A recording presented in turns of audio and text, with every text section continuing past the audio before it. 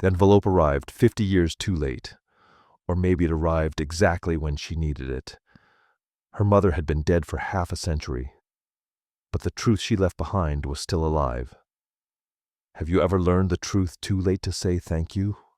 The envelope arrives on a Tuesday. Myron is 68 years old, and she's learned that Tuesdays are quiet.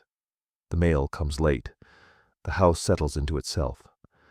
The world moves slowly enough that she can pretend it isn't moving at all. She's sitting at her kitchen table in Hollowmere when Evren, the postal worker, knocks twice and leaves a single piece of mail on the porch. She hears the footsteps retreat. She hears the gate creak shut.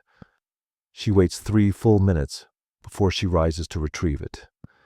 The envelope is plain, cream-colored, aged to the color of weak tea. Her name is written in faded ink across the front. Not Myron Hale, the name she's carried for 47 years, but Myron Ashford, the name she left behind when she married. Her maiden name. She stands in the doorway, the cool October air brushing her face, and stares at the handwriting. It's familiar in a way that makes her chest tighten. Looping letters, gentle curves, the kind of script that takes time, that refuses to be rushed. She closes the door softly behind her and returns to the kitchen table. The mug of black tea she poured 20 minutes ago has gone lukewarm. She wraps her hands around it anyway, grounding herself in the rough ceramic, the faint warmth that lingers. The envelope sits in front of her now. She doesn't open it. Not yet. Instead, she turns it over. The postmark is smudged, barely legible, but she can make out the year if she tilts it toward the window. 1974. 50 years ago. 50 years. And the post had finally caught up. Her hands tremble. It's a small thing, just a flicker in her fingertips. A faint tremor she tries to suppress by pressing her palms flat against the table. The wood is cool and grainy beneath her skin. She focuses on the texture, the way the grain runs in long, uneven lines, the way her hands look older than she feels. The clock on the wall ticks unevenly. It always has. She bought it at an estate sale 30 years ago, and it's been off rhythm ever since. Tick, tick, pause. Tick, tick, pause. She's grown used to it. She doesn't hear it most days, but today she does. The room smells of bergamot and old wood. The tea steeps too long. Bitter now, but she doesn't pour it out. The mustiness of the envelope mingles with it. Paper that's been sealed for decades. Holding its breath. Waiting. She traces the handwriting with one finger. Slow. Careful. The ink is faded, but the curves are unmistakable. Her mother's hand. The memory arrives unbidden, slipping through the cracks in her composure like light through old curtains. She's 18 again, standing in the doorway of her mother's bedroom, watching Calla write letters by lamplight, the pen scratching softly. The way her mother's shoulders curve forward, intent, as though each word required her full body to shape it. Myron never asked who the letters were for. She assumed they were for friends, for relatives scattered across distant towns. She assumed they were unimportant. She was wrong about a lot of things back then. The envelope crackles when she picks it up again. The paper is brittle, delicate, like dried leaves. She holds it to the light, squinting, as though she might see through it without breaking the seal. But the contents remain hidden, secret, patient. She sets it down again. Her heart is louder than the clock now. She can hear it in her ears, a dull rhythm that refuses to quiet. She can feel it in her throat, thick and insistent, pressing against her voice though she hasn't spoken aloud in hours. The silence between her breaths stretches, long, deliberate. She counts them without meaning to. 1, 2, 3, 4. On the 5th breath, she reaches for the envelope again. Her fingers slip beneath the flap. The adhesive gave up decades ago. The paper lifts easily, whispering as it folds back. She pauses. Her hand hovers over the opening. Her pulse thrums in her wrist. And then, slowly, she pulls the letter free. The paper unfolds in her hands. The ink is faded but still legible. Her mother's handwriting fills the page, line after line, each word deliberate and careful. Myron's eyes blur before she reads the first sentence. She blinks hard, forcing the tears back, but they come anyway. Soft, hot, unwelcome. She doesn't read it yet. Not fully. Not now. Instead, she folds it closed again, careful not to crease it further, and lays it flat on the table beside the envelope. Her hands press down on either side of it, steadying herself, anchoring herself to the wood, to the room, to the life she's built in the 50 years since her mother left. 50 years. The phrase echoes in her mind, heavy and immovable. 50 years since Calla walked out the door with a single suitcase and no explanation. 50 years since the call came 6 months later, telling her that her mother was dead. 50 years since she stood at a funeral and felt nothing but rage. And now this. A letter. A message. A voice from beyond the grave. The clock ticks. The tea grows colder. The light through the window shifts, casting long shadows across the table. And Mirren sits, motionless, her hands trembling against the wood, her breath shallow and uneven. She doesn't know yet what the letter says. She doesn't know yet what it will cost her to read it. But she knows, in the way you know a storm is coming before the sky turns dark, that nothing will be the same after this. 3 days pass before Mirren moves the letter. She doesn't open it. She doesn't read it. She simply shifts it 3 inches to the left, making room for her tea mug, and then pretends it isn't there. But it is.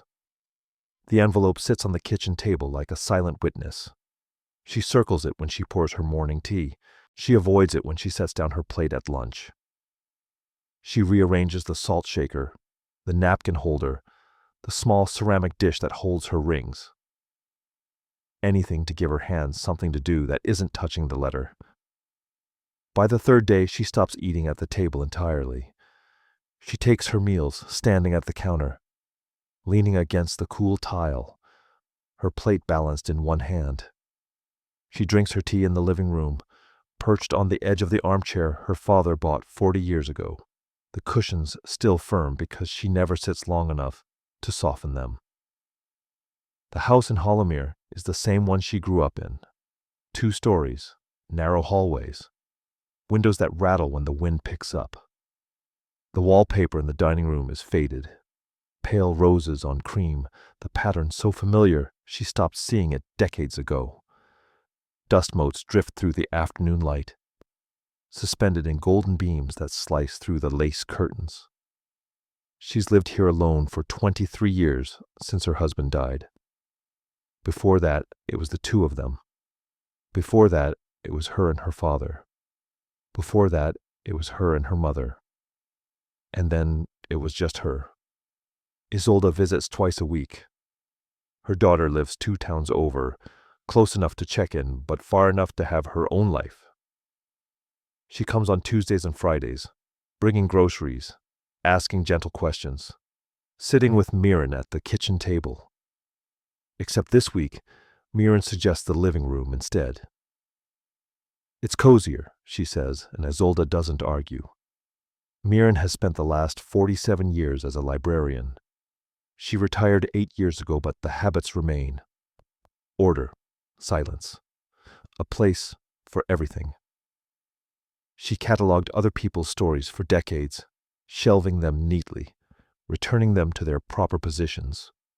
Fiction on the left, history on the right, biographies in the back corner where the light is softest. Her own story she kept to herself.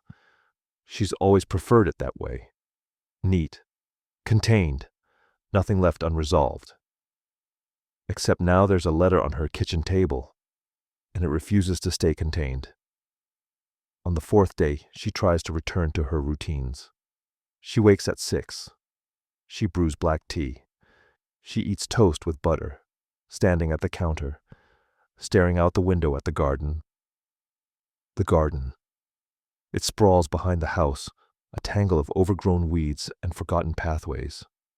Once, it was beautiful.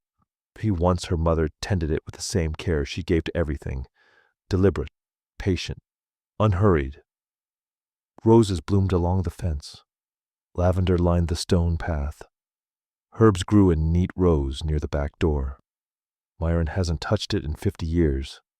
She tells herself it's because she doesn't have the time, because her knees aren't what they used to be, because it's easier to let it grow wild than to fight it back into submission. But the truth is simpler and harder. She can't bear to tend something her mother planted. The earth smells rich and damp when she steps outside after breakfast. The air is cool, sharp with the promise of rain. Birdsong drifts from the trees at the edge of the property, distant and unhurried. She walks the perimeter of the garden, her hands tucked into the pockets of her cardigan, her eyes scanning the tangle of growth without really seeing it. Somewhere beneath the weeds, her mother's roses still grow. She knows because she's seen them. Brief flashes of pink in the early summer, thorny stems poking through the undergrowth. Evidence of survival, even when untended. She turns away before the thought can settle. Inside, the house is silent except for the creak of floorboards under her feet. She moves through the room slowly, touching the furniture as she passes, the back of the sofa, the edge of the bookshelf, the door frame between the hall and the kitchen. The letter is still there. Of course it is. She pauses in the doorway, her hand resting on the frame, her gaze fixed on the envelope. It hasn't moved. She knows that. But somehow it feels closer than it did yesterday, as though it's crept toward her while she wasn't looking. A memory surfaces, unbidden and sharp. She's 18. Her mother is standing in the hallway, a single suitcase in her hand. Myron is shouting. She can't remember the words now, only the tone. Anger, betrayal, the raw, ragged sound of a heart breaking in real time. Her mother doesn't shout back. She just stands there, silent, her face pale and unreadable, and then she leaves. 6 months later, the call comes. A car accident. Instantaneous, they said. She didn't suffer, they said. Myron didn't cry at the funeral. She stood at the graveside, dry-eyed and distant, and told herself she'd already grieved, that the worst had happened the day her mother walked out the door. She told herself she'd made peace with it. She was lying. The letter knows. She turns away from the kitchen, her breath shallow, her hands clenched into fists at her sides. She climbs the stairs to the second floor, her footsteps heavy on the old wood. In the bathroom, she washes her hands with lavender soap, scrubbing until her skin turns pink. The scent is too strong, floral and cloying, but she keeps washing anyway. When she looks up, her reflection stares back at her from the mirror. 68 years old, gray hair pulled into a loose bun, lines around her eyes that weren't there a decade ago. She looks tired. She looks like her mother. She dries her hands quickly and leaves the room. By the 5th day, the letter has become a presence. Not just an object, but a weight, a gravity. She feels it pulling at her even when she's upstairs, even when she's in the garden, even when she's lying in bed at night, staring at the ceiling, counting her breaths. 3 days, then 5. The letter doesn't move, but Myron does. Around it, away from it, never toward it. She tells herself she'll read it tomorrow, or the day after, or the day after that. But tomorrow keeps arriving, and the letter stays sealed. And somewhere deep inside, beneath the layers of control and order and carefully constructed peace, Myron knows what she's avoiding. Not the letter, the truth. Isolde arrives on Friday, as she always does. She carries a canvas bag of groceries and a small bouquet of chrysanthemums, their rust-colored petals still damp from the florist's cooler. She sets them on the counter in the kitchen, humming softly, and begins unpacking bread, milk, apples. Mirren hovers in the doorway. "Mom," Isolde says without turning around. "You don't have to stand there. Come sit."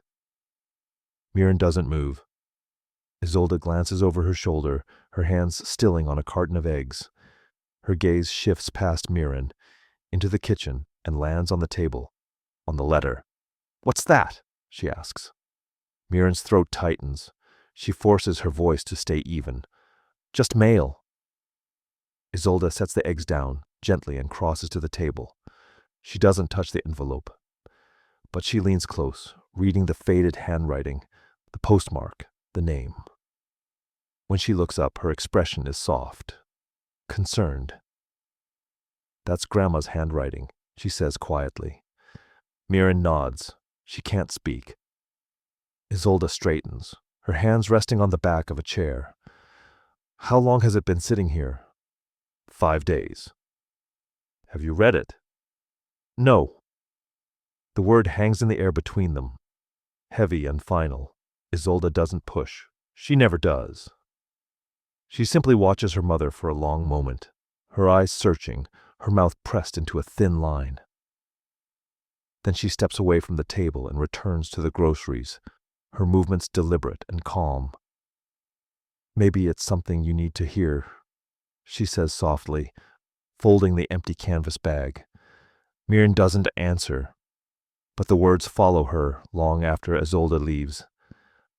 They echo in the silence of the house, in the creak of the floorboards, in the uneven ticking of the clock. Maybe it's something you need to hear. She spends the rest of the afternoon in the living room, a book open in her lap, the pages unread. The light fades slowly, golden to gray, to deep blue. She doesn't turn on the lamps. She sits in the growing darkness, listening to the house settle around her. When she finally climbs the stairs to bed, it's past 10. She lies awake for hours. Sleep, when it comes, is thin and restless. She dreams of hallways that stretch too long, of doors that won't open, of her mother's voice calling her name from another room. "Myron!" Soft, insistent, just out of reach.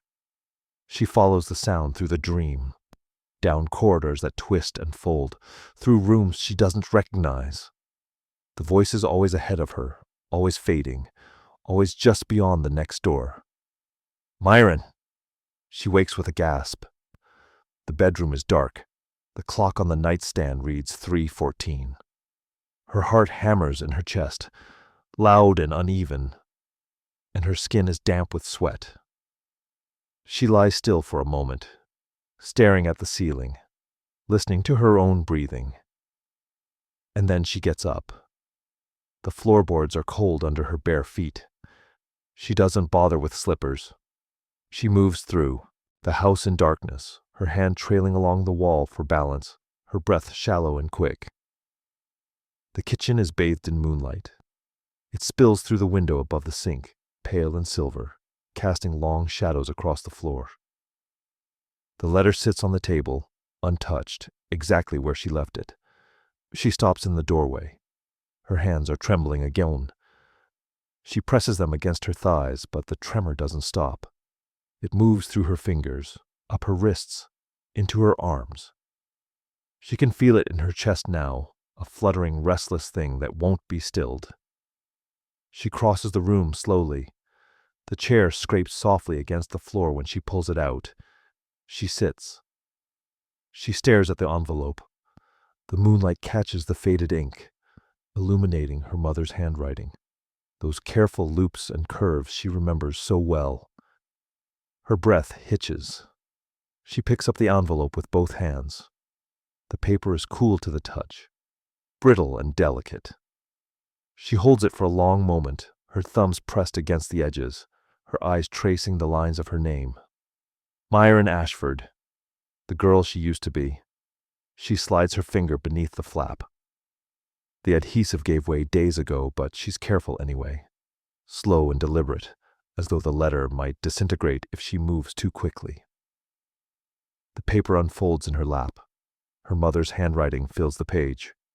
Line after line. Steady. Unhurried. The ink has faded in places, soft and gray, but the words are still legible. Mirren's vision blurs. She blinks hard, wiping her eyes with the back of her hand, and forces herself to focus. The first line. By the time you read this, you'll understand why I had to leave. The words land like a stone in her chest. Heavy. Immovable. She reads them again. And again. Her lips move silently, shaping the syllables, testing their weight. And then, without meaning to, she reads them aloud. By the time you read this, you'll understand why I had to leave. But her voice cracks on the last word. The sound echoes in the empty kitchen, sharp and raw.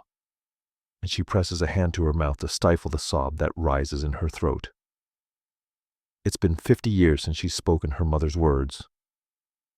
50 years since she's heard that voice, even in memory. And now here it is, written in ink that's survived decades, waiting patiently for her to be ready. She reads on. The letter is longer than she expected. 2 full pages, front and back, every line filled with her mother's careful script. She reads slowly, her hands shaking so badly that the paper rattles softly in the silence. The refrigerator hums in the corner. Her breath comes in shallow gasps. The moonlight shifts across the table, and she doesn't notice. She reads. And with every word, the world she thought she knew begins to crack. The letter isn't addressed to the 18-year-old girl her mother left behind.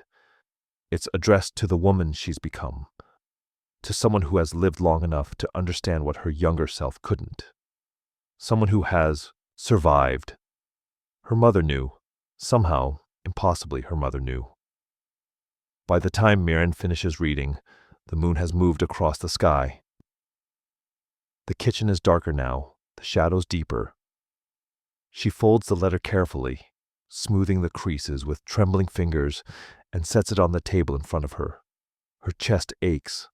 Her throat is raw. Her eyes burn from tears she hasn't let fall.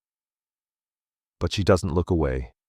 She sits in the darkness, her hands resting on either side of the letter, and lets the silence settle around her. It was 3 a.m. when she finally broke the seal. 50 years collapsed into a single breath. And nothing would ever be the same. The letter begins with an apology. My darling Myron, by the time you read this, you'll understand why I had to leave. Or maybe you won't. Maybe 50 years isn't enough time to forgive what I did. But I'm asking you to try. Myron's hands shake as she reads. The moonlight has shifted, dimmer now, and she has to tilt the page toward the window to see the words clearly. Her mother's handwriting blurs at the edges, soft and uncertain in the pale light. She blinks. Tears fall. She doesn't wipe them away. I need you to know that I didn't leave because I stopped loving you. I left because I loved you too much to let you watch me die. The words hit like a fist to the chest. Myron stops breathing. She reads the line again. Then again, her lips move silently, testing the shape of the words, trying to make them make sense. I was diagnosed 6 months before I left. Pancreatic cancer. Aggressive. The doctors gave me 6 months, maybe less. I didn't tell you because I couldn't bear to see the look on your face when you realized I was running out of time. Myron's vision swims. The paper trembles in her hands. She presses it flat against the table, her palms holding it down as though it might fly away if she lets go. Her mother was dying. 6 months, and she didn't say a word. The sob rises in her throat before she can stop it. She covers her mouth with both hands, pressing hard, holding the sound in. Her chest heaves, her breath comes in shallow, ragged gasps, but she doesn't make a sound. Not yet. She forces herself to keep reading. I know what you're thinking. You're angry. You're thinking I should have told you, that you deserve to know, and you're right. You did. But I was selfish, Myron. I wanted you to remember me the way I was. Whole, strong, alive, not the person I was going to become. The ink smudges beneath Myron's tears. She tries to wipe them away, but more come, hot and relentless, blurring the words on the page. She blinks hard, forcing her eyes to focus. I thought about telling you every single day. I rehearsed it 100 times, but every time I tried, I looked at you and saw the girl who still believed in second chances. The girl who hummed while she read. The girl who braided her hair in the mornings and left it loose at night. The girl who thought the world was kind. I couldn't take that away from you. Myron's breath catches. She leans forward, her elbows on the table, her head bowed over the letter. The chair creaks beneath her weight. Her heartbeat pounds in her throat, thick and uneven. Her mother remembered. The humming, the braids, the way she used to sit by the window with a book in her lap, losing herself in other people's stories because her own felt too small, too ordinary. Her mother saw all of it, and she left anyway. I told myself that if I left quietly, you'd be angry for a while, but you'd move on. You'd build a life. You'd find love. You'd be okay. And you were, weren't you? You married.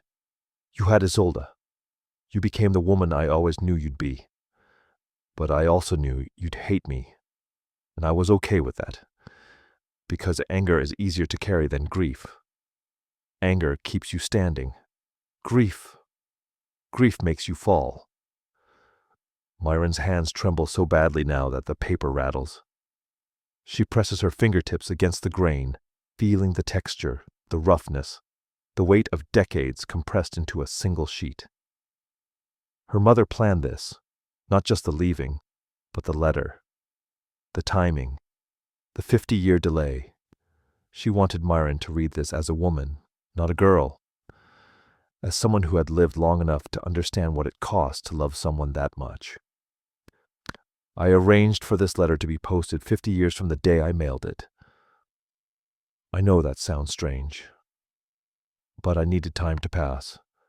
I needed you to have a life before you heard this. I needed you to understand that sometimes love looks like leaving. The sob breaks free. It's soft at first, barely more than a gasp, but then it grows, rising from somewhere deep in her chest, raw and ragged and unstoppable. She covers her mouth again, pressing both hands hard against her lips, but the sound escapes anyway. A low, keening cry that fills the empty kitchen. She hasn't cried like this in 50 years, maybe longer. Her shoulders shake. Her breath comes in short, sharp bursts. Tears stream down her face, dripping onto the table, onto the letter, smudging the ink further. She doesn't care. She keeps reading. I thought you'd be angry. I thought you'd try to stop me from going. I thought you'd fight me, and I wouldn't have the strength to fight back. So I left while you were out. I took a single suitcase and walked out the door. And I didn't look back because if I had, I would have stayed. And staying would have broken you. Myron's chest aches. Her throat burns. She can barely see the words now through the blur of tears, but she doesn't stop. She can't. The doctors were right. I had 6 months. I spent them in a small town by the sea, in a house I rented with the last of my savings. I watched the water every morning. I thought about you every night. And when the end came, I was alone, just like I planned. I don't regret it, Myron. Not the leaving, not the silence, not even the loneliness. Because you got to live.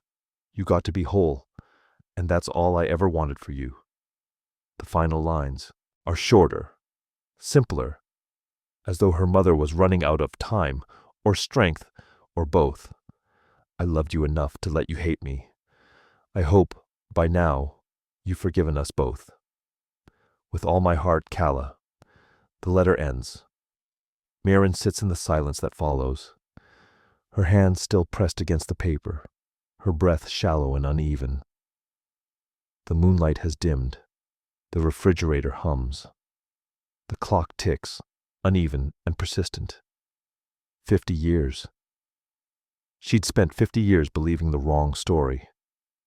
50 years thinking her mother left because she didn't care, because Myron wasn't enough, because love had limits and she'd reached them.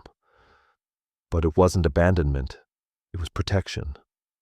Her mother didn't leave because she stopped loving her. She left because she loved her too much to stay. Mirren leans back in the chair, her hands falling into her lap. She stares at the letter, at the smudged ink, at the careful loops of her mother's handwriting. And for the first time in 50 years, she lets herself feel it. Not the anger, not the bitterness, not the carefully constructed peace she told herself she'd found. The grief. Raw, bottomless, inevitable. The grief she never let herself carry. Mirren doesn't move when the first light comes. She sits at the kitchen table, her hands resting on either side of the letter, her breath slow and shallow. The darkness lifts gradually, gray at first, then pale blue, then the soft gold of early morning. The light spills through the window above the sink, casting long, gentle beams across the floor. Dust motes drift through them, suspended and slow, turning in invisible currents. She watches them without really seeing. Her body aches. Her eyes burn. Her throat feels raw, scraped clean by the sobs that tore through hers hours ago. But the tears have stopped now. What's left is a stillness so deep it feels like standing at the bottom of the ocean. She picks up the letter again. The paper is soft now, worn thin by her hands. The ink is smudged in places where her tears fell. The words blurred but still readable. She smooths it flat against the table, her palms pressing gently, carefully, as though it might tear if she's not careful. She reads it again. I loved you enough to let you hate me. The words settle differently this time. Softer, heavier. She lingers on them, her lips moving silently, testing the weight of each syllable. Her mother didn't leave because Myron wasn't enough. She left because she was. The realization doesn't arrive like a revelation. It arrives like a tide. Slow, inevitable, pulling everything loose inside her and rearranging it into something new. She reads the letter a third time. Memories rise as she does, not the ones she's carried for 50 years. The anger, the silence, the funeral where she stood dry-eyed and distant, but older ones, quieter ones. The kind she buried because they hurt too much to hold. Her mother teaching her to bake bread on Sunday mornings. Flour dusting the countertops. The smell of yeast and warmth filling the kitchen. The way her mother's hands moved, quick and sure, kneading the dough with a rhythm that felt like a heartbeat. Her mother singing while she hung laundry in the garden. Old songs Mirren didn't know the names of. Her voice drifting through the open window, soft and off-key, carrying on the breeze. Her mother kissing her forehead before bed. Every single night, without fail. The press of lips against her skin, warm and brief, followed by a whispered good night, my darling. Myron closes her eyes. The memories don't hurt the way they used to. They ache, yes. But it's a different kind of ache. Not sharp, not cruel, just present, like pressing on a bruise that's finally starting to heal. She thinks of Isolde, her daughter, her fierce, gentle, patient daughter, who visits twice a week and never pushes, never demands, never asks for more than Myron can give. She thinks of how fiercely she loves her, how she would do anything to protect her, how she would break herself into pieces if it meant keeping Isolde whole, and she realizes with a clarity that feels like light breaking through fog that her mother felt the same way. Her mother didn't leave because she was cruel. She left because she was kind. The cruelest kind of kindness. The kind that costs everything. Myron's hands flatten on the table, steadying herself. The wood is cool and solid beneath her palms. Real, grounding. She presses down, anchoring herself to the present, to this moment, to the light filling the kitchen and the silence settling around her like a blanket. She reads the letter a fourth time, then a fifth. By the sixth reading, she's no longer crying. By the seventh, her breath has slowed. The anger that lived in her chest for 50 years, sharp and immovable, the thing she built her life around, begins to soften. Not disappear, not dissolve, just soften, like ice cracking in spring. She folds the letter carefully, smoothing the creases with both hands. The gesture feels ceremonial, reverent. She traces the edges with her fingertips, memorizing the texture, the weight, the way the paper feels fragile and enduring, all at once. Forgiveness, she realizes, isn't something you give once. It's something you rebuild, slowly, in the spaces grief left behind. Maybe love isn't always soft. Maybe sometimes it's the hardest truth someone can give you, and it takes a lifetime to understand it. If you've ever carried a story you thought you knew, and then learned you were wrong all along, stay here with me. Subscribe, because some truths arrive exactly when we're ready to hold them. The birdsong starts outside, soft at first, tentative, then louder, more insistent, filling the silence with something alive. Myron listens. She listens to the birds, to her own breathing, to the rustle of the letter as she folds it one final time and sets it on the table in front of her. The kitchen feels different now. Not empty, not haunted, just still, the kind of stillness that comes after a storm, when the air is clear and the world is quiet, and you realize you're still standing. She thinks of her mother in that small town by the sea, alone, watching the water, thinking of her daughter every night. She thinks of the letter, sealed and posted 50 years ago, traveling through time, waiting patiently for the exact moment Myron would be ready to receive it. And she thinks of herself, 68 years old, sitting in the house she grew up in, finally understanding what it means to love someone enough to let them go. By the time the sun rises fully, she has read the letter 7 times. Each time the anger ebbs a little more. Each time something else takes its place. Not peace, not yet, but the possibility of it. The light fills the kitchen now, golden and warm, spilling across the floor, across the table, across her hands still resting on either side of the letter. She doesn't move. She just sits, breathing, listening, letting the morning settle around her. And for the first time in 50 years, she doesn't feel alone. Myron stands at the back door, her hand resting on the frame, staring out at the garden. She hasn't stepped into it in 50 years. Not once. The plot sprawls behind the house, a wild tangle of the weeds and overgrowth, vines climbing the fence, brambles thick enough to hide whatever lies beneath. It's been abandoned so long, she's almost forgotten what it used to look like. Almost, but not quite. She pushes the door open. The hinges creak. The cool morning air rushes in, carrying the scent of earth and decay, of things growing and things rotting, all mixed together. She steps outside. The ground is uneven beneath her feet, grass grown tall and damp with dew. She walks slowly, carefully, her hands hanging loose at her sides. The garden stretches out before her, chaotic and unkempt, nothing like the neat rows and careful beds her mother used to tend. She stops at the edge of the old rose plot, or what used to be the rose plot. Now it's just a mess. Weeds as high as her knees. Dead vines twisted around rusted stakes. The stone path her mother laid decades ago is barely visible beneath the tangle.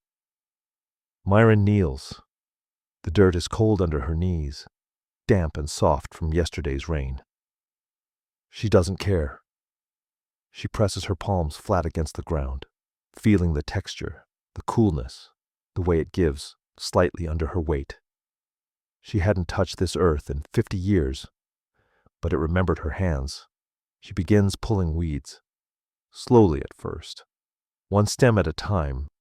Her fingers close around the base, tugging gently until the roots give way. The dirt clings to her skin, dark and wet, collecting under her fingernails. She pulls another, then another. The rhythm is meditative, repetitive. Pull, toss, pull, toss. Her breath steadies. The wind picks up, rustling through the leaves of the trees at the edge of the property.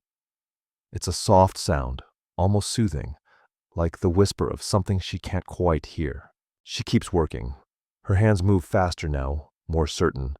She clears a patch of ground, revealing the dark soil beneath. It smells rich and alive, earthy and sweet, tinged with the faint decay of autumn. And then she stops. Her fingers brush against something hard, rough.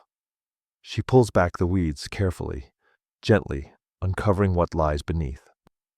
A rose bush.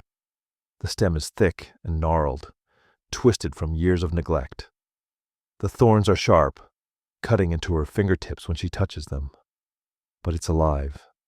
She can see the faint green beneath the bark, the small buds starting to form at the ends of the branches. Her mother planted this 50 years ago, maybe more, and somehow, impossibly, it survived. Myron's chest tightens. She sits back on her heels, staring at the rose bush, her hands trembling. Dirt smudges her palms, her wrists, the cuffs of her cardigan. She doesn't notice. "I wish you'd told me," she says aloud. Her voice cracks on the last word. She swallows hard, forcing herself to keep going. "I wish you told me you were dying. I wish I'd been brave enough to ask." The wind answers, soft, persistent, carrying her words away. She pulls more weeds, clearing the space around the rosebush. Her movements are deliberate now, careful, as though she's uncovering something sacred. "I hated you," she whispers. "For so long. I told myself it didn't matter, that I'd moved on, but I hadn't. I was just pretending." The tears come, not the sharp, ragged sobs from the night before. These are softer, quieter. They slide down her cheeks and drip onto her hands, mixing with the dirt, turning the soil dark and damp. "I wish I'd understood," she says. "I wish I'd known." She uncovers more of the rosebush. The roots are deep, spreading wide beneath the soil.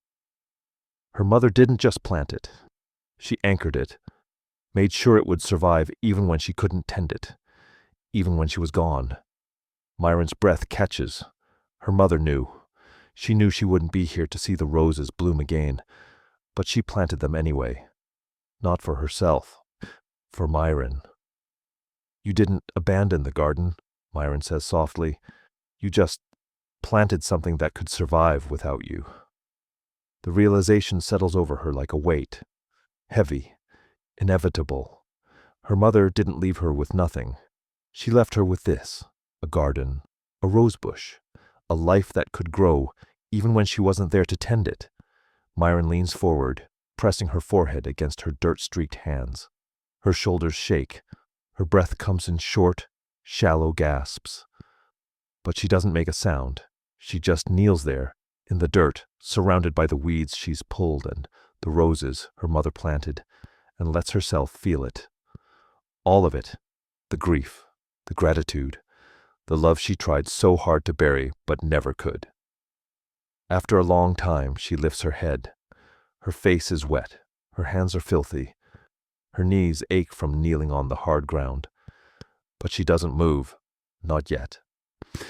She reaches out, her fingers brushing gently, against the rosebush. The thorns prick her skin, sharp and insistent, but she doesn't pull away. "I forgive you," she whispers.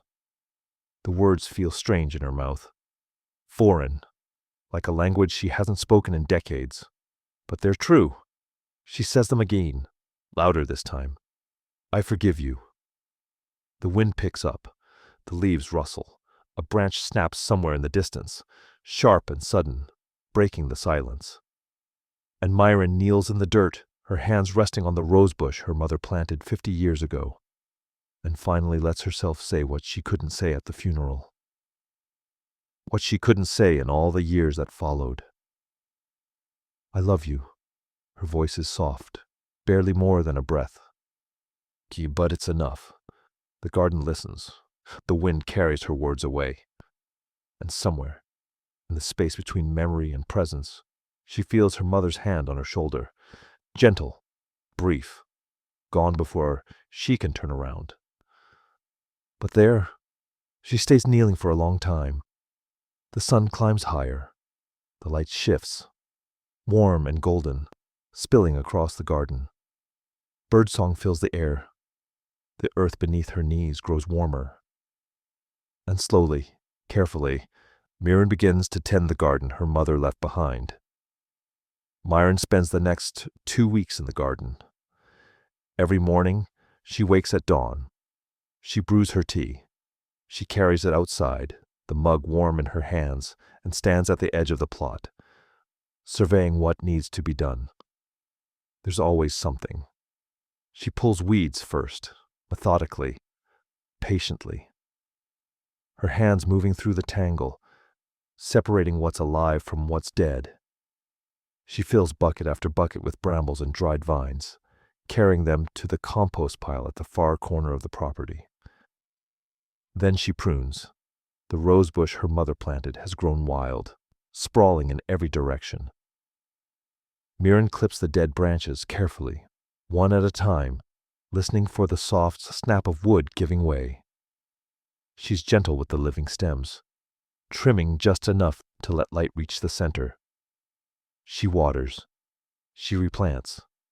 She clears the stone path, brushing away years of dirt and moss until the gray stones shine in the morning light.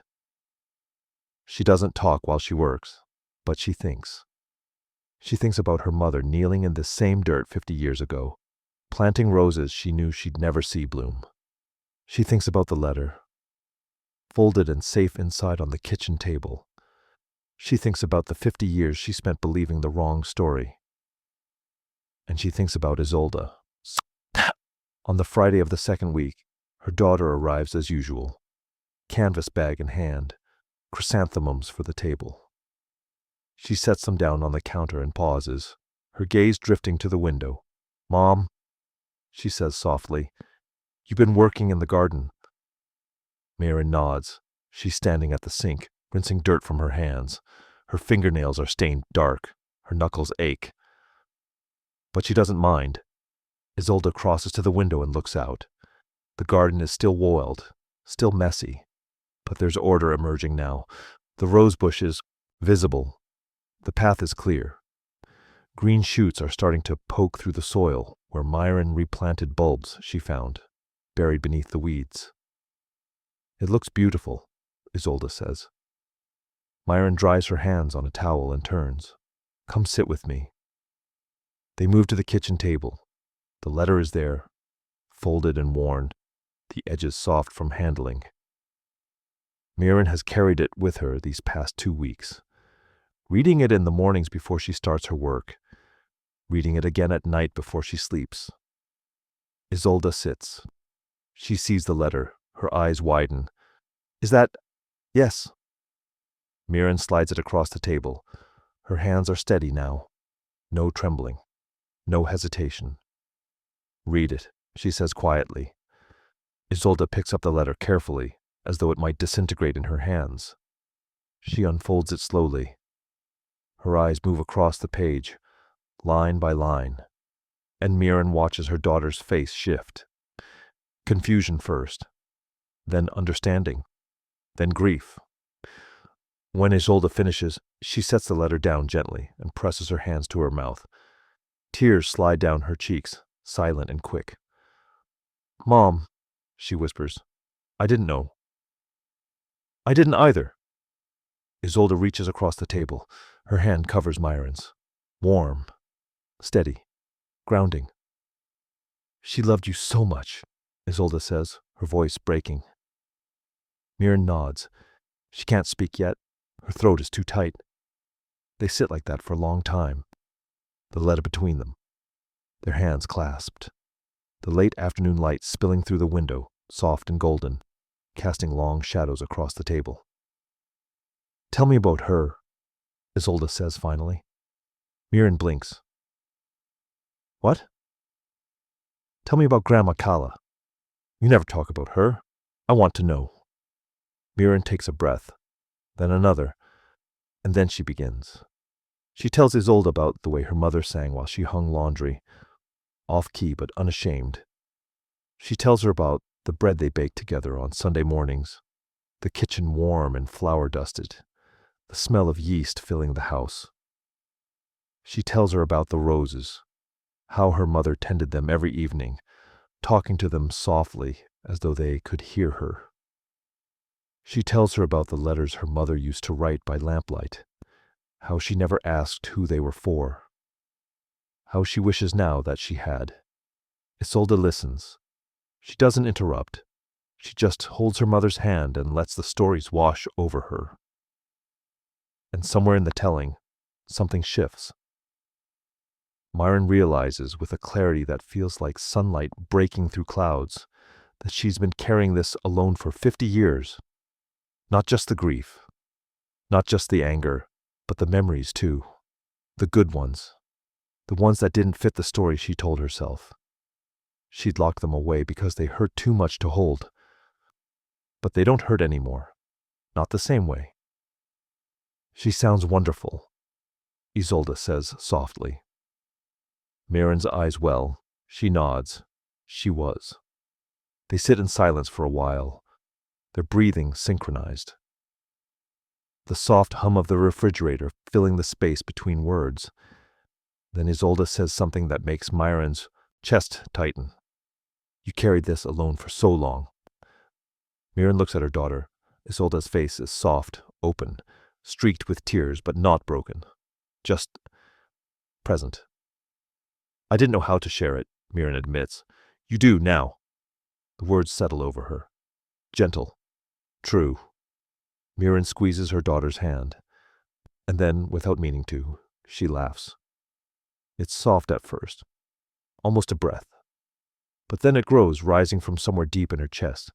Light and surprised and genuine. Isolde blinks. What? I don't know, Mirren says, wiping her eyes. I spent 50 years thinking I had to carry this alone. And I didn't. I never did. Isolde smiles. It's small, but it's real. No, she says gently. You didn't. They sit together until the light fades, until the kitchen grows dim and the shadows deepen, until the letter lies between them. No longer a weight, but a bridge. 2 weeks had passed, and the garden had begun to remember what it was, and so had Myron. Spring comes quietly, but it comes. 6 months have passed since the letter arrived. 6 months since Myron sat at her kitchen table in the dark and read her mother's words for the first time. The garden knows. She can see it from the porch where she sits now, a mug of black tea warming her hands. The roses have bloomed, pale pink, delicate. The same ones her mother planted 50 years ago. They're beautiful, not perfect. Some of the petals are ragged at the edges, nibbled by insects or torn by wind. Some of the blooms are smaller than others, but they're alive, thriving. Proof that something can survive even when it's been forgotten, even when it's been left behind. Myron sets her mug down on the small table beside her chair and rises. The morning air is cool but not cold. The sun filters through the trees at the edge of the property, casting long beams of light across the grass. She walks to the garden slowly, her hands tucked into the pockets of her cardigan.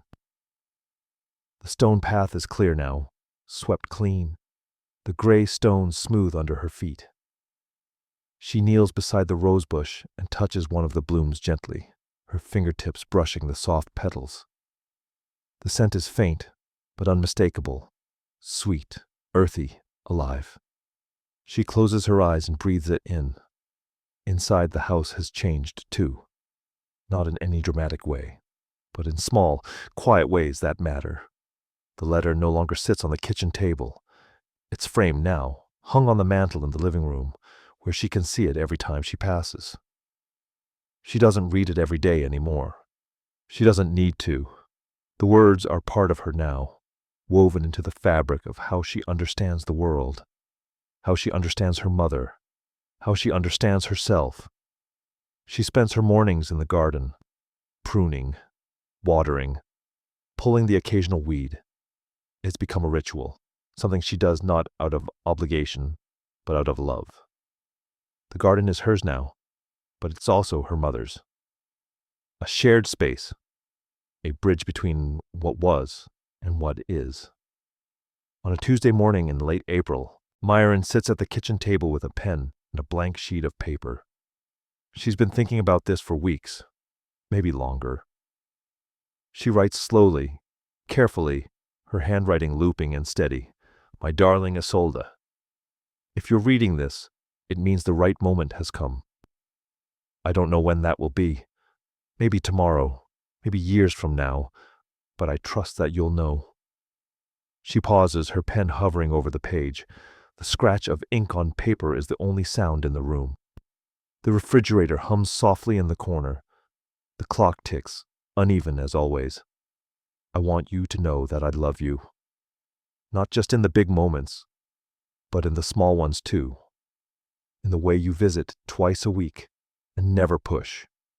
In the way you hold my hand across the table. In the way you listen when I finally find the words to speak. I spent 50 years believing I had to carry everything alone. But I was wrong. Love isn't something we carry alone. It's something we share, something we pass forward. Your grandmother taught me that. It took me a lifetime to understand it. But I understand it now. She writes for 20 minutes, maybe longer. She doesn't count. She just lets the words come, filling the page with everything she wants Isolde to know. Not because she's leaving, not because she's afraid, but because some truths are worth writing down. When she finishes, she folds the letter carefully and tucks it into the top drawer of the kitchen table. She doesn't seal it. She doesn't date it. She just leaves it there, trusting that the right moment will come, just like her mother did. Later that afternoon, she's in the garden again. The roses are blooming in clusters now, their pale pink petals, soft and luminous in the sunlight. She moves between them slowly, pruning the dead stems, checking for pests, brushing her fingers against the leaves. And then, without thinking, she begins to hum. It's a song her mother used to sing, an old one. She doesn't remember the words anymore, only the melody, soft, lilting, comforting.